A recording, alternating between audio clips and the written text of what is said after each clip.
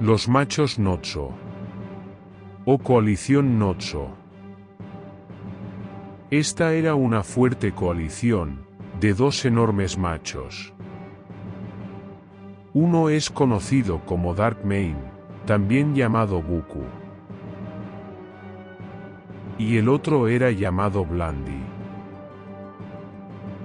No hay certeza respecto a sus orígenes. Es posible que nacieran en 2010 o 2011, según se estima de unas fotos de 2013, cuando eran nómadas.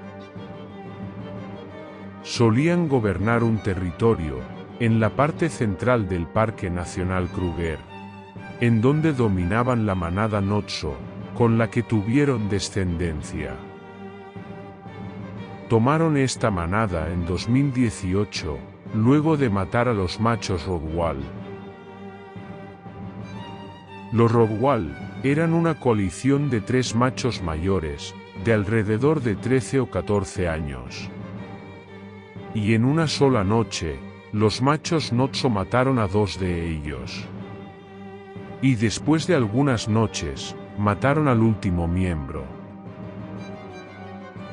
Sin embargo, según Shake Mfumbe, posiblemente, esta no era la primera manada que conquistaban, ya que unos años antes, se vio a Buku en la carretera S90, junto a una hembra. Gobernaron por varios años, logrando prosperar, y tener una gran manada. Pero su reinado, empezó a desmoronarse. Blandy desapareció repentinamente. Entonces, era cuestión de tiempo antes de que Buku fuera asesinado, o expulsado del orgullo Notso. Los machos Ratelpan aparecieron, y se hicieron cargo de la manada.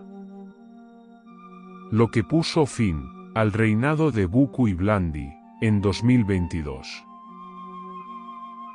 Luego Buku fue visto herido, pero logró recuperarse, y no fue visto por un tiempo. Hasta que en octubre de 2023, fue visto nuevamente en la carretera S39, según menciona Nombekana Safaris.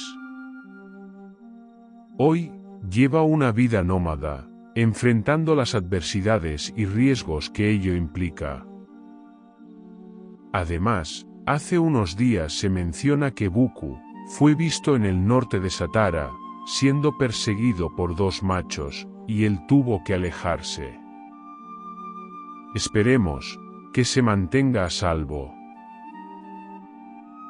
Por otra parte, en la actualidad 5 de sus hijos son nómadas.